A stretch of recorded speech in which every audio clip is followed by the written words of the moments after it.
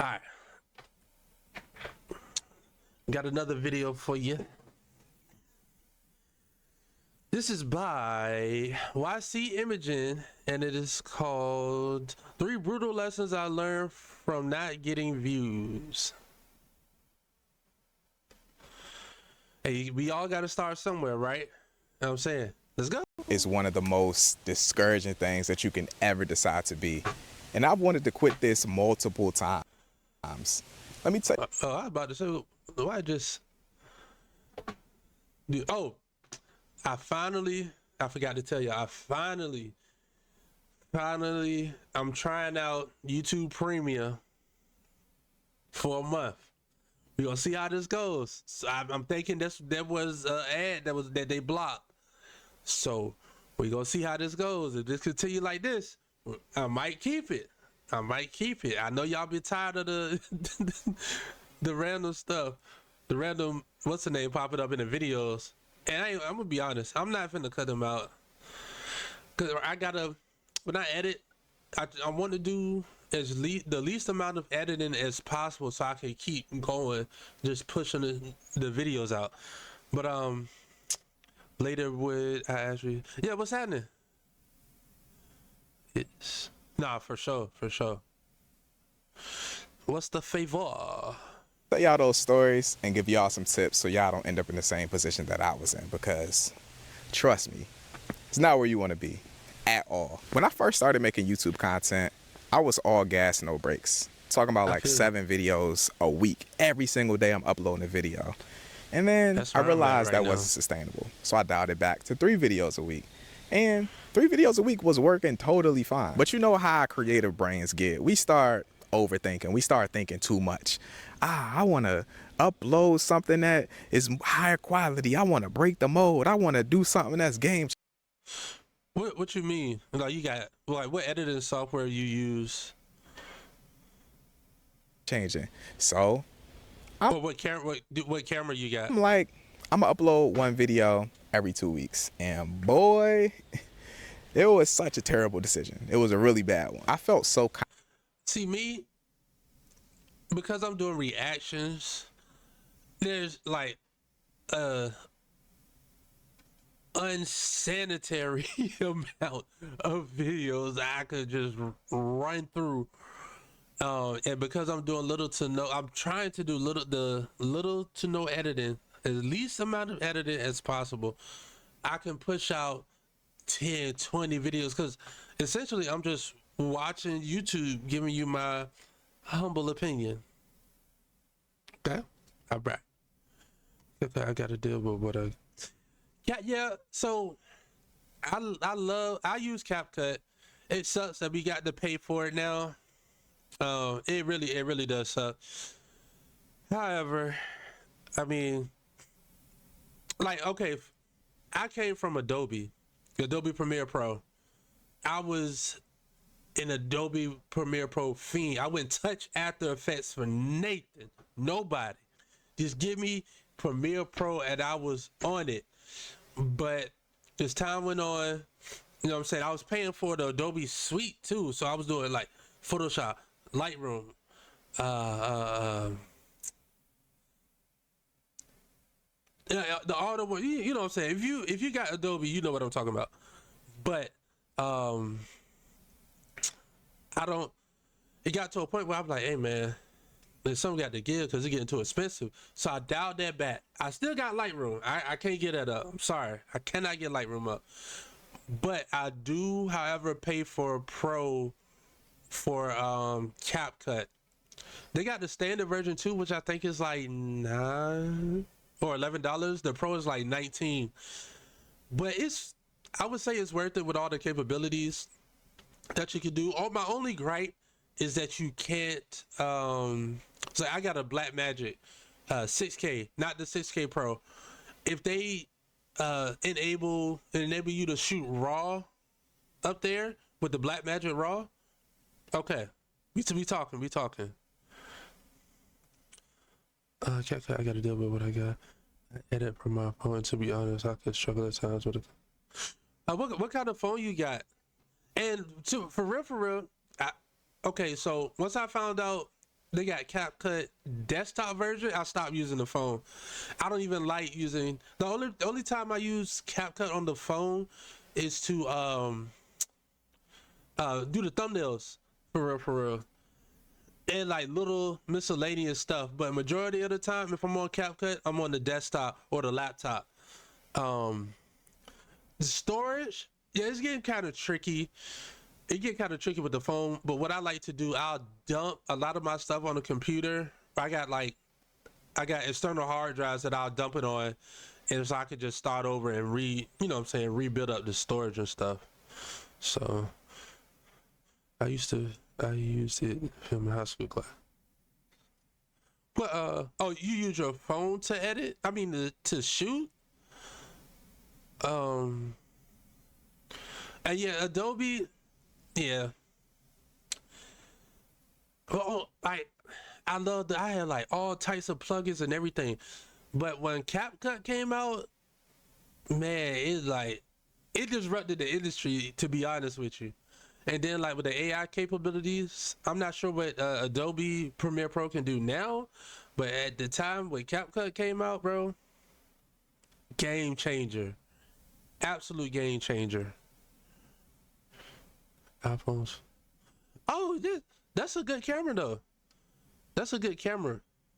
I have a Samsung 22 Ultra. My only gripe is I should have got. I think I got the 256 gigs. I should have waited and got the 512 because that makes a difference. Only thing I don't like about my phone versus me getting the iPhone is looking. Y'all get more storage. We used to do that. Could do that. We used to could put an SD card into our phone like a micro SD, but they stopped that. And so now all we really got is internal and like cloud storage. But y'all got 1 terabyte and 2 terabytes. That's what I need. So if I were to get an iPhone, it would be solely because of that reason and that reason alone, the space. With the iPhone 17 Pro or whatever. I'm self-taught. I edit enemies and trailers and skate videos, and it's if I can. Oh no, for sure. Hey, people making a lot. I'm hearing people making a lot of money from just edits like you doing. Um, Go crazy. Go crazy. Yeah, right. That's what I'm saying. To have a terabyte on your phone, just one. But two? Bro, come on, dog. So like when I use the Black Magic, right? I use either if I'm not using this is a 2 terabyte SanDisk. But otherwise, if I'm not using that, the good thing I like about the Black Magic, I can't find my memory card right now. I use a 512 gigabyte for it can fit an SD card in there. The new one, they got a CF the Express Joe. I'm more comfortable with the SD cards to me. But yeah, confident in this video. Like I went off on a little tangent. I could talk about this all day. You be here all night talking to me about this. I have one almost reaching 2, but it's using another storage on my phone. I don't know how to. What I would suggest to you,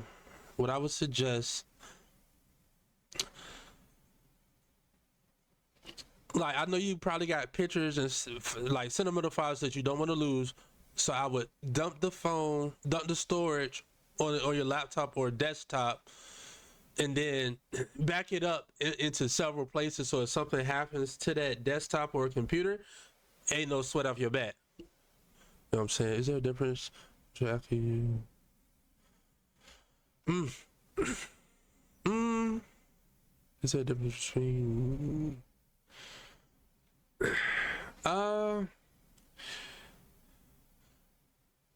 like, yeah, yes, the cloud storage is like a Google Drive type or Dropbox type of storage. You know what I mean? Something like that. Internal is like actually in the phone, versus like you can access the internal strictly on the phone. The cloud you can access from essentially from any device that you have. So Jesus himself couldn't tell me that this video was not about to get 1 million views. I sauced it up. I made the thumbnail. I uploaded it. yeah, And what was about to happen, my mind literally could not even comprehend, bro. Bro, the video literally had 1/4 of the views of the videos that I was uploading every single day when I was doing that. And I could not in my mind process why that was. I put so much time, I put so much effort, I put blood, sweat, and tears into this video, and I placed so Amen. much Yes, value sir. in this video For sure. performing that when it didn't perform, it literally broke me. And you know us creative people, we overreact a lot. It feels like Yes, every we do. time a piece We of do. content doesn't perform how we expected it to perform, we got this thought in the back of our mind like, yo, is it over? Like, this might be my time. So I had a decision to make. Am I gonna allow this to be the end of things, or am I gonna bounce back? And this is where I learned a very valuable lesson about being a content creator. It's not about what happens to you. It's about how you react to what happens to you. And keep See, I moving. could have easily allowed this moment to demoralize me to the point where I didn't want to make any content ever again. But instead, I thought about, why did this happen to me? Why do I feel this way? And why didn't I feel this way in the past? And with a little bit of self-reflection, I came up with answers to all of these questions. The reason why this happened to me, or the reason why this video didn't get views per se, was because I wasn't delivering the same amount of value that I was delivering in the videos when I was making them every single day. And the reason why I felt, Man, as a creator, especially like dealing with camera stuff, like you expect stuff, like you create something and nobody can tell you like, yo, we gonna make it out the hood with this one right here for sure. But then, you know what I'm saying, reality smack you in the mouth. And it don't be like that. But we keep going because all it takes is that one video, that one stream, that one live, that one picture. It could just set it off, and you like go crazy. felt this way, and I didn't feel this way before, was because I never realistically gave myself an opportunity to feel this way. You see, the process when you're making a video every single day is you shoot a video, you edit a video, you upload a video. You shoot a video, you edit a video, you upload a video. Rinse and repeat. You don't have time to sit and dwell about what happened with the last project because you have to immediately move on to the next one. And Especially if you're doing reactions. Like, I'm trying to, like, you know what I'm saying, push them out. this is where Like, only, and then after I push these out, I go back and, like the regular YouTube stuff, I'll go back and I gotta eventually like chop this stuff up and get some shorts out of them. And like, that is a task all in itself. the biggest mental shift that I've ever come across as a content creator came from. You have to be able to quickly move on from quote unquote failures. The fact that I wanted to break the mold and I wanted to raise the bar and I wanted to make something that was game changing meant that I had 2 whole weeks between projects to sit and dwell about what happened with the last one. No. And in turn, you start over analyzing, you start overthinking, you start putting together little coincidences between projects that don't make any freaking difference. This video didn't get views because I didn't put a dash in the title, or maybe my color grade was too dark, or maybe I didn't have a low enough aperture, or maybe I need to talk faster. All of these little things that don't matter. Just move on to the next project. You gotta stop dwelling and sitting in it. If you like the way this video looks, it's color graded with my brand new Everyday Cinema LUT. I just dropped it. It's formatted for a bunch of different cameras. It's fast and easy to get the look. Comes with tutorials, and it also comes with a DaVinci Resolve Power Grade as well. So if you're interested, make sure you click the link in the description below. The landing page has a bunch of information on the look. It's a bunch of different examples, so check it out. It would mean the world if you guys would support me, but let's get back into this video. Let's take a trip down memory lane. Y'all remember epic B-roll? You know, like when you would take your camera, you would up the shutter speed, you would up your frame rate, you would do handheld motion of somebody doing something. Maybe they were making coffee, or maybe they were Step into Wix Studio and Oh, turn hold on, your hold on, blank hold on, hold on, canvas hold on. into a creative playground. Why am I seeing this Pre-design- ad? Fixing a I'm about bike, to whatever ask the for a case may refund. be. That was the thing. That was like, what, 2019 YouTube? Well, if you know me, then you know that epic B-roll is just not my thing. I film on a tripod. I get compositions. That's just always been me. But for some odd reason, I felt like I needed to put my voice in that space. And the reason Me personally, I'm a sucker for B-roll. I'm not even gonna hold you. Give me that smooth butter. I'm talking about butter. Smooth, buttery. Like, you know what I'm saying? When the light hit the lens, just right. Gee. reason why I felt this way was not because I thought that I could outshine people who were killing the epic B-roll. They were doing it way better than I ever could have. The only reason I felt like I needed to put my voice in that space was because it was getting views. I was trying to ride a wave. I was trend hopping. And trend hopping tends to turn out bad. So I made my rendition of the epic B-roll and I uploaded it and I'm thinking, God damn, this video about to go to the ceiling. And of course, it tanked really bad, and I felt really bad, and I had to do some self-reflection, and this is what I came up with. I got hit with the triple whammy, and the triple whammy is what you never want to get hit with. I hated making the video. I knew I shouldn't have made the video, and then the video didn't get views. It's just a triple negative, yo. It's all bad. And this is a situation that you never want to freaking be in. It hurts so bad when you do all of these things and you had that gut feeling from the start that you shouldn't have did it and you don't get no payoff. So I didn't do this again. The next video I made, I did everything that I wanted to do. I touched on the topic I wanted to touch on. I did it the way that I wanted to do it, and I had a ton of fun making the video. And you know what happened? Well, that video also tanked, but I realized that I had a totally different emotional response to this video tanking as opposed to the one that I knew I shouldn't have been making. You see, the fact that I actually wanted to make that video, I enjoyed making that video, and it was a place that I truthfully felt my voice belonged in the space. It didn't matter to me if that video got a ton of views. I actually didn't even go into the process of making that video with views in mind. I just wanted to make the video. I also didn't get hit with the triple whammy. You don't want to get hit with the triple whammy, bro.